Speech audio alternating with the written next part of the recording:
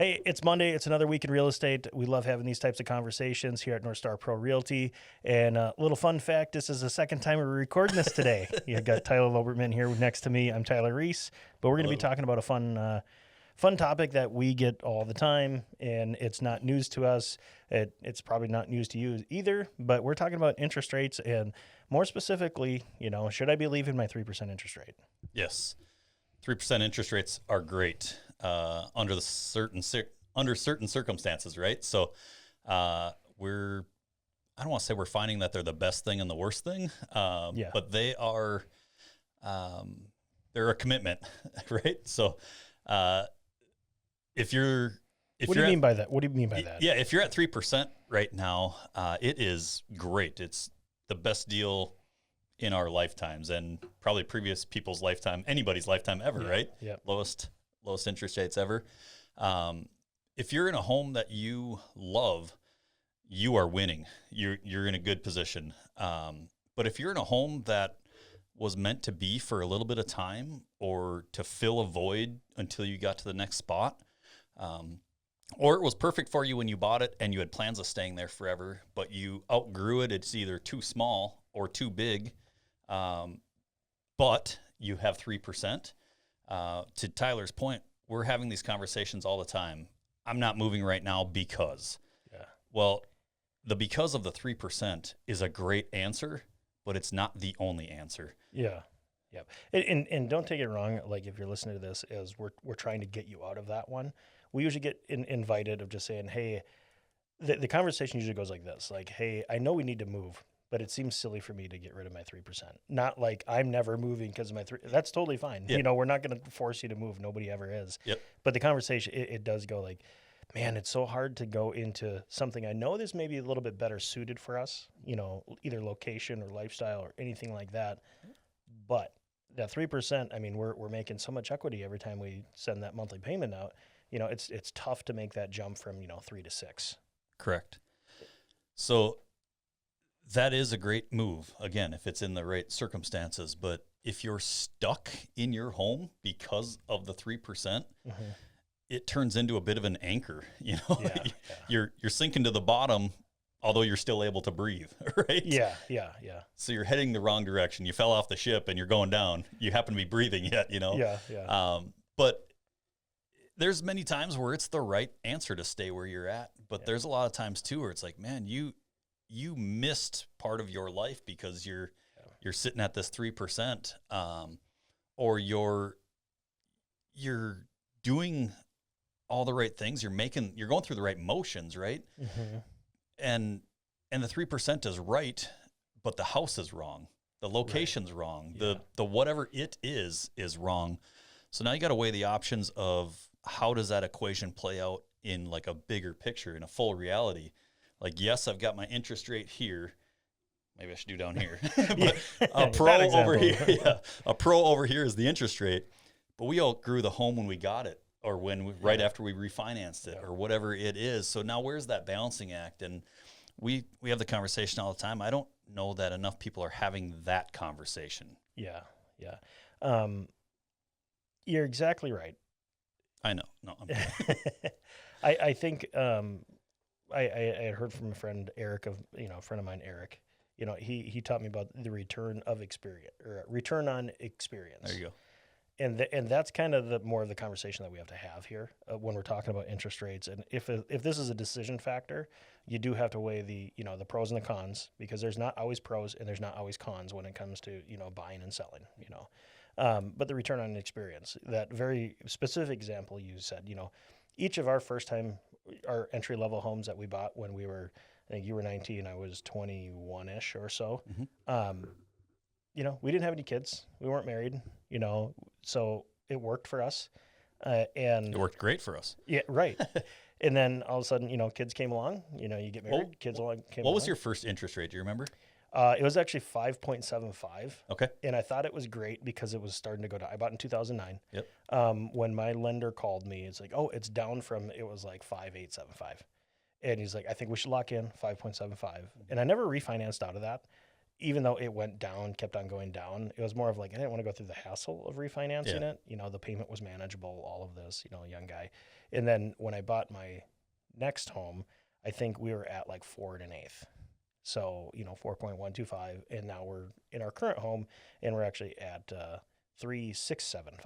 Okay. So it's not quite 3, but, every step of the way it had gone down. But I was actually building equity as I was doing that, and a little bit more expensive of a home. So that was the path that we were fortunate enough to be able to take.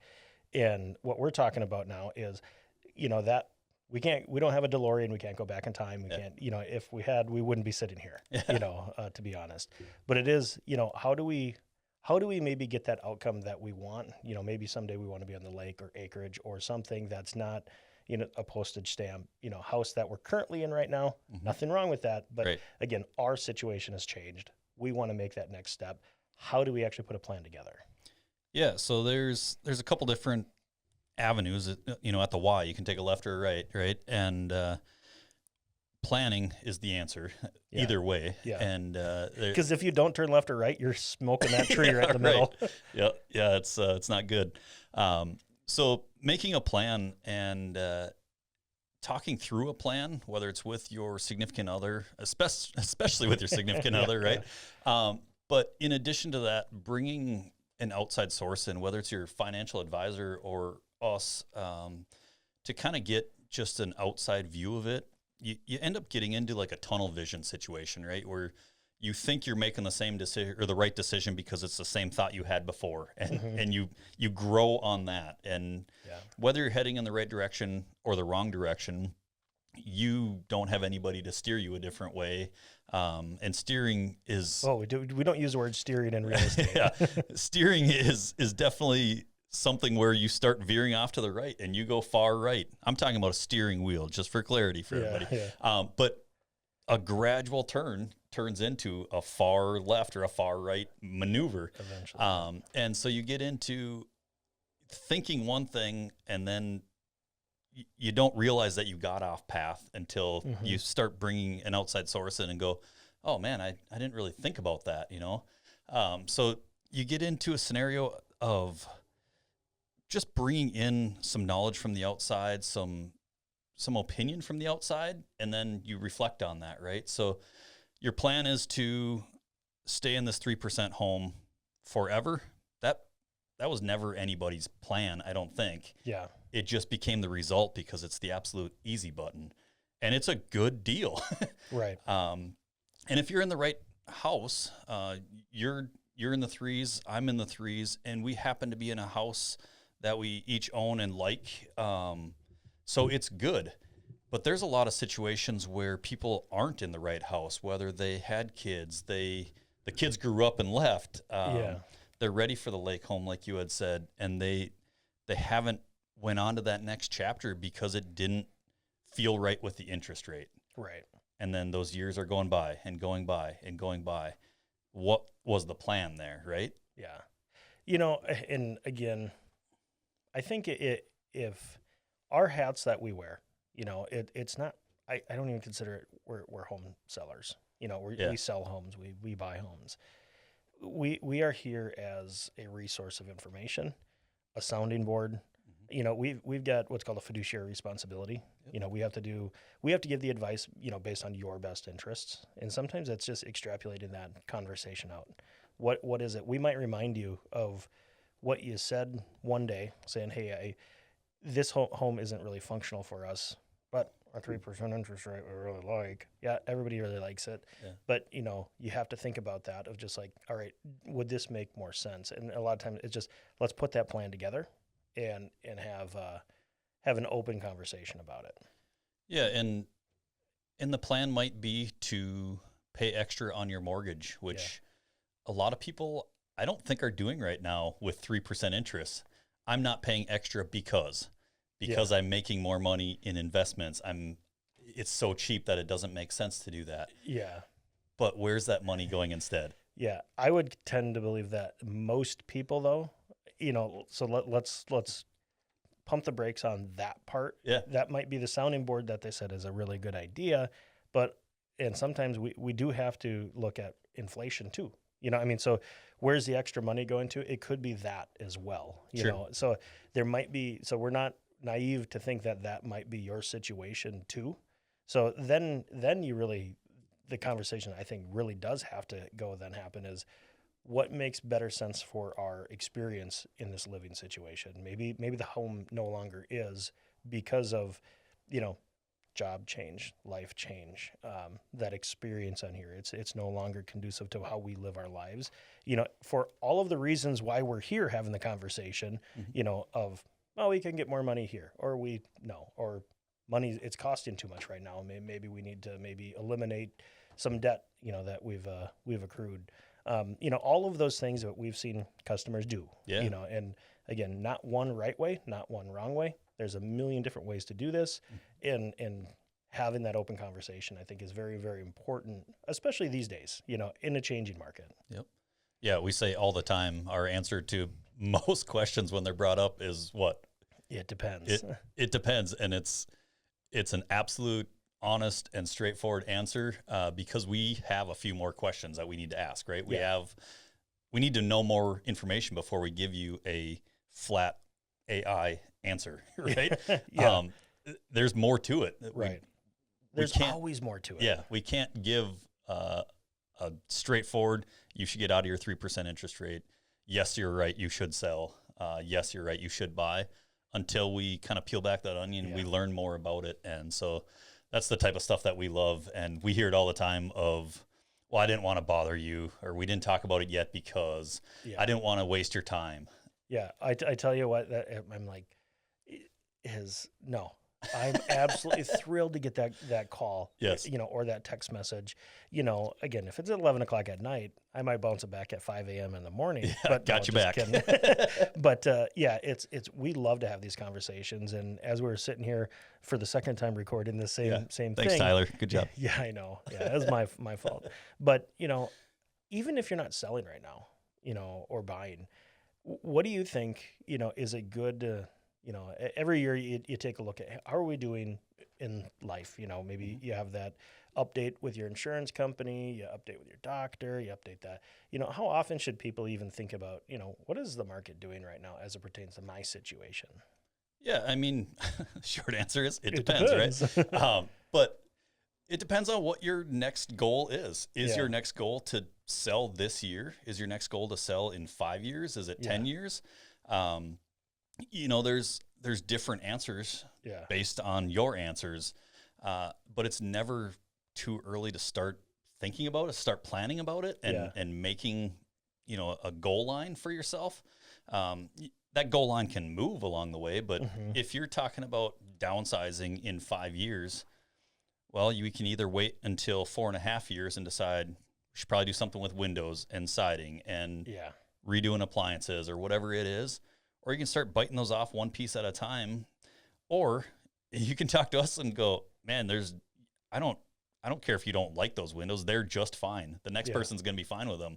Don't worry about those. But this carpet, red doesn't look good on you. So it's like, it's just having those conversations, and the goalpost can change, like Ed said, but to making the plan, again, never too early to start that. And it's fun for us, and it's not wasting our time, and it's character building for us as well, because we gain more and more of that insight and conversation, and it allows us to kind of spitball back. We do webinars and stuff like that too, so it allows us to spitball back into those conversations as well. So and for all the people that don't like the it depends answer, I'll give the flat answer is I don't think it's a bad idea once a year. Maybe on your anniversary date of your home purchase, it's just like, hey, what is the market doing? What do you think it is? We don't always have to come out. Is if you've made any changes, definitely give us a call.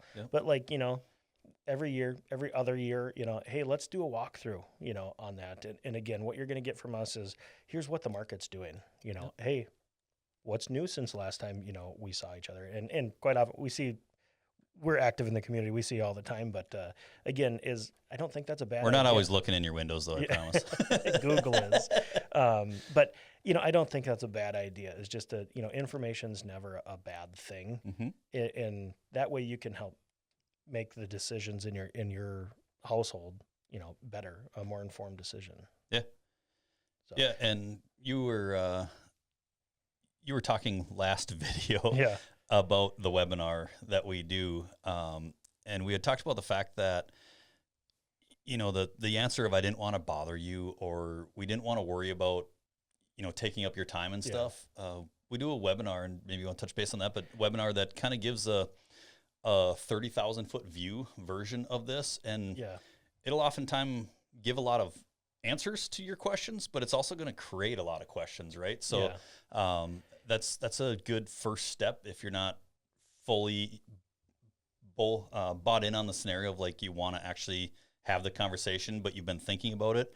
It's kind of the gateway drug to that conversation too at that point. Yeah. So that program, absolutely love it. I love the development of this program. It is, we've got a buyer geared webinar and a seller geared webinar. One is, if you've never purchased before, we're going to walk through that buy and purchase. Or haven't for a long time.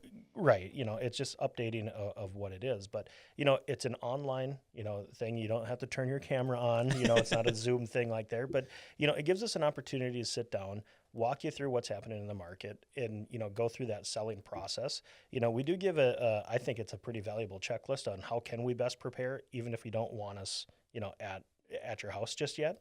A seller prep list, I think, is a really cool thing, but it gives us an opportunity to, one, answer your direct questions as well. We love the Q&A right at the end, and it's live. We do it live. We do it about every other week. That's the schedule right now, but there will be a link in this description for our buyer webinar and our seller webinar. This week it's Tuesday and Thursday, but online, absolutely love having that, because if you can help us share our passion, and that's really what it is. We just want to be able to give as much good information out there as possible, and just be a good resource for you, whether you're buying right now or selling right now or anything like that. We want you guys to find value in our conversation, because we work very hard at, so you don't have to. Yeah, smoothing out the bumps along the way with real estate is just like that explanation right there. So, all right, first Tyler, video I'll cut you off here. Yeah, first video is very smooth. Yeah, right. And I'll touch back on a point that you had made about not ready to have us out there yet. Yeah. Some people think they have to have the cleanest house or all the projects done ahead of time. Shocker. We've been in worse, I promise. Yeah. Probably this last week. Yeah. I know exactly which one you're talking about. That was a rough week of showings, but we can see past the dirt, the clutter, all of that stuff. Yeah. I would much rather come out earlier than later when you came up with a plan, or somebody headed you in a direction, or maybe you didn't have a plan, right? Yeah. But like just kind of spinning your wheels. We can see past the dirt. We can see past the clutter. Just invite us out there. We're not there to judge you on how clean your corner of the room is. We see it, but we don't see it when we're talking about it, right? We know it's there, and we will have conversations about it to make sure that we're on the same page, but it's not heading us in a different direction than it would have been if that corner was clean in terms of the game plan, right? Yeah. And the great part about that is, our fiduciary responsibility, one of them is confidentiality. Right. We can't tell other people about it. Yeah. So, but again, Tyler, thanks for coming up with this topic. I almost said product. Topic of the interest rates. Love sharing the knowledge with you, or having you share it with me as well. Yeah. Again, I think it's one of our strong suits here at North Star Pro Realty is we are absolutely just diving right into it, and it is a true passion of ours to give the best advice as possible as it pertains to you and everything else. So again, we'll see you next week for North Star Pro Realty. Here's Tyler's, that's Loberman, I'm Reese, and